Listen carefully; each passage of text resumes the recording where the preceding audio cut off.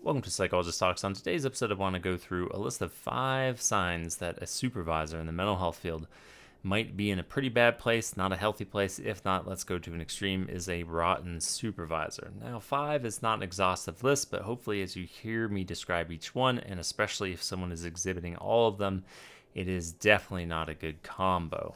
So let's dig into it.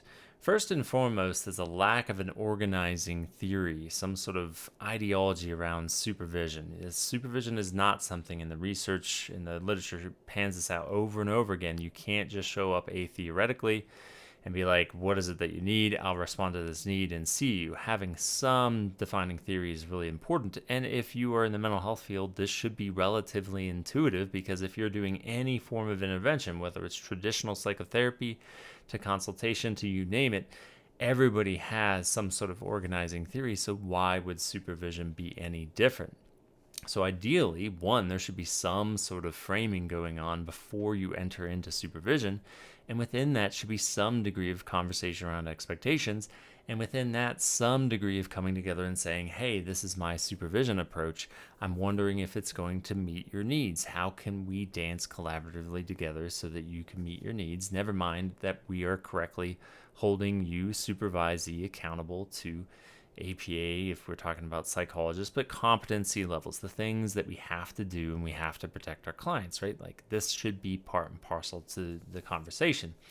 And so if a supervisor has no model whatsoever, that is warning sign number 1. However, I should note, some people will ascribe to models that don't really mean anything. There is an emptiness behind them. These are the supervisors that have learned to pretend their way through supervision. It sounds nice, but it never really comes to fruition.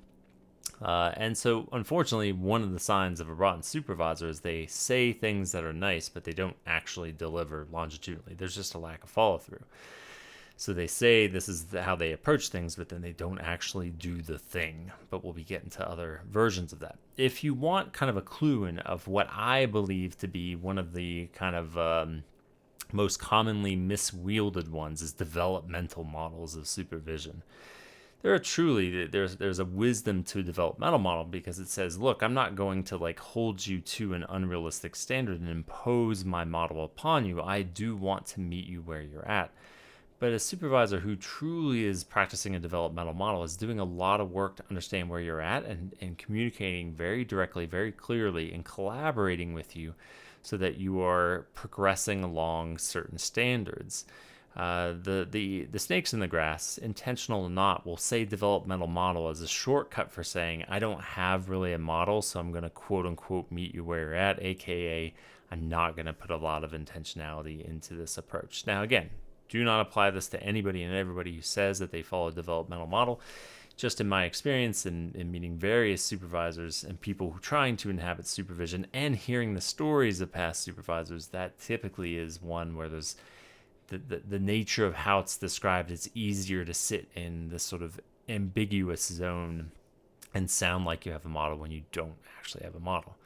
I guess a different way of saying this, if you say that you and allege you practice a developmental model and you're a supervisor, ask yourself, truly, what does that mean? Can you actually describe how that tangibly ports into the room during supervision? What does that truly look like? So that's somewhat long-winded, forgive me, but number 1, lack of a model, lack of a theoretical orientation around supervision. Number 2 is actually more of a behavioral one. It might seem innocuous enough, but it is a very telling sign, and that is tardiness. We are in a busy world, and unfortunately, sometimes supervisors are put into supervision situations when they have 30 other duties. But just because you're busy doesn't mean that being on time to something is unimportant. If you cannot be on time to something, particularly something as powerful and important as shaping someone who's trying to learn and inhabit themselves and their work in the field, then you've got your priorities mixed up. You should be fighting to make sure that you're making it on time. Again, tardy once, twice, thrice, a particular busy season with sufficient framing.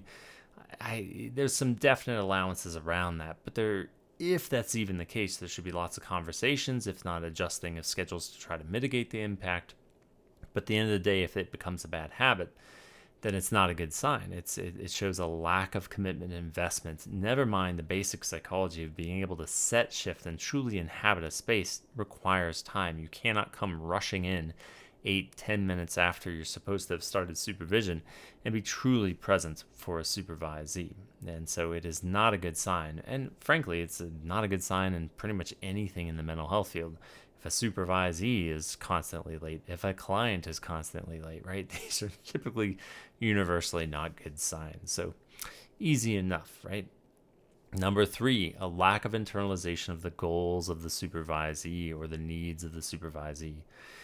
Lack of internalization is a common factor for someone who is more self-involved. Internalization is a psychodynamic concept that the person outside of us, we are always analyzing. I don't care if you're in the mental health field or not, we are always trying to understand what it is we're seeing in front of us. Who is this person? And if we've got a quasi-healthy upbringing, we have an ability to see that and lock away somewhere a representation of the person. The person, that representation is incomplete, particularly at the beginning of supervision, but it should be somewhat of a priority of like, I understand who this person is, generally how they're operating, what their goals are, and I'm going to show repeated interest in it because it's actually locking away up here in my brain, in my noggin, in my memory banks.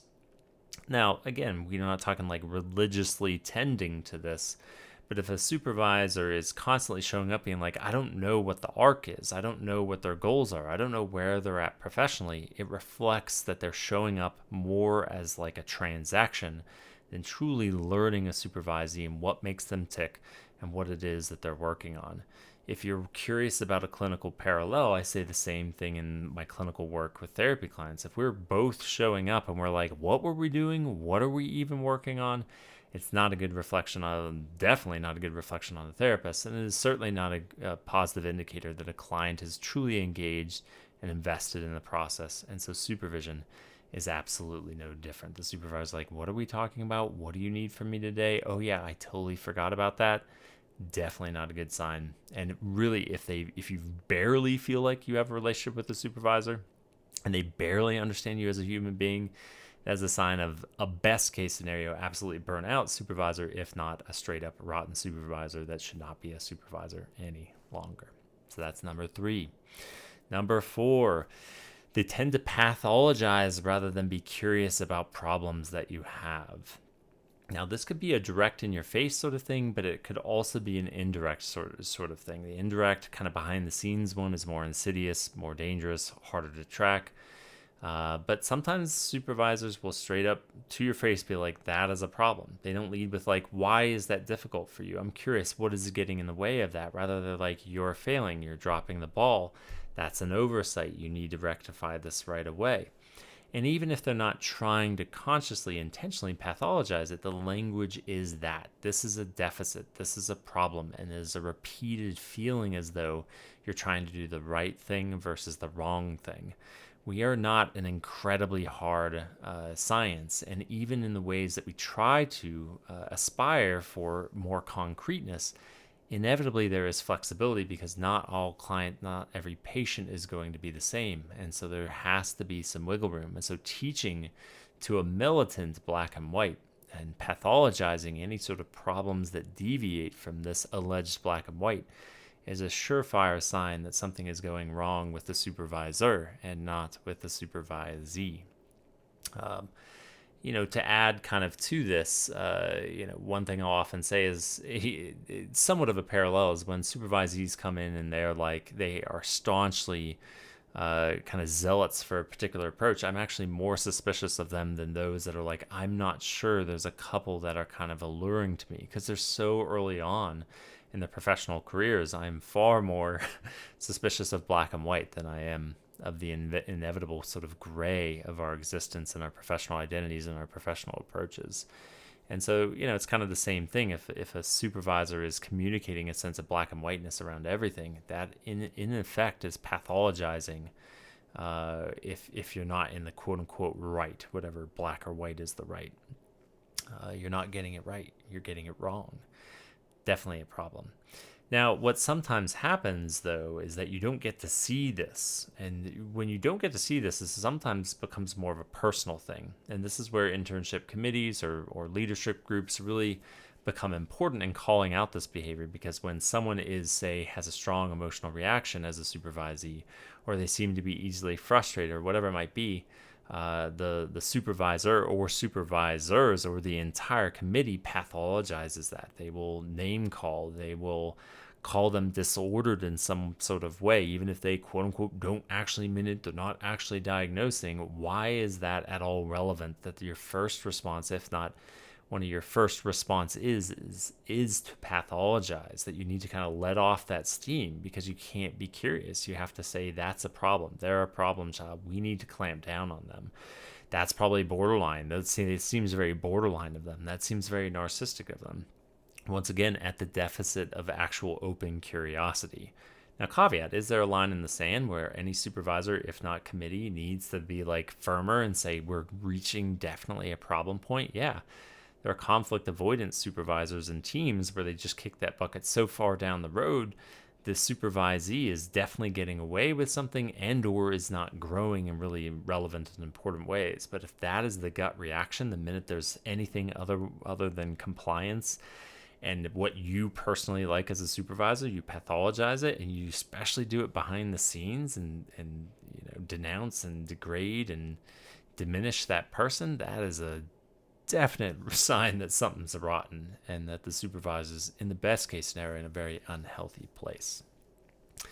Last but not least is a lack of humility. If we're using, it's a solid word, but it's an overused word. A different way of putting it is that they get defensive first and foremost anytime feedback is shot their way. And so it seems the experience for a supervisee is often like it feels as though the supervisor being right or the supervisor feeling safe and understood is the priority.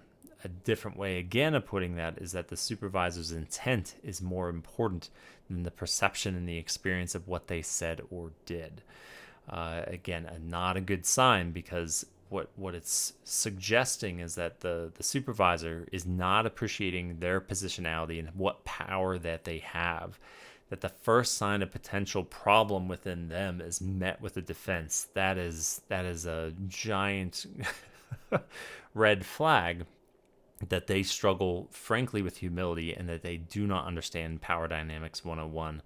And that makes it very challenging for a supervisee to continue to be brave and show up and actually offer feedback that would be relevant to their own growth and the relationship becoming slightly more positive. Never mind the growth of the supervisor and or the program at large, that it needs to be better. If it can't even be for this supervisee, heaven forbid, maybe at least for future supervisees, it could be healthier. So that lack of humility is a huge, huge red flag. So that's all I got. Again, maybe it seems a little overly simplistic, but I think when you have 3, 4, if not all 5 of these, it's a surefire, not good sign that the supervisor really needs to be intervened with, or frankly should be removed from a supervisor position. So just to recap what they are, especially since I know people skip around and don't listen to these whole things. Number 1, they have no method and theoretical orientation. Never mind if they're not setting a frame at all, because they won't even talk about it. Number 2, they're routinely tardy. Number 3, they really don't internalize the supervisee and their goals. They're not really a whole person. They're not really paying attention to the arc. Number 4, they tend to pathologize things that don't go quote unquote right, or they believe there's a right and a wrong, at the deficit of curiosity. And number 5, they respond defensively, reflexively to feedback. Another way of saying it is they lack humility. So hopefully this has been useful and helpful. As always, I thank you for listening and watching, and stay curious.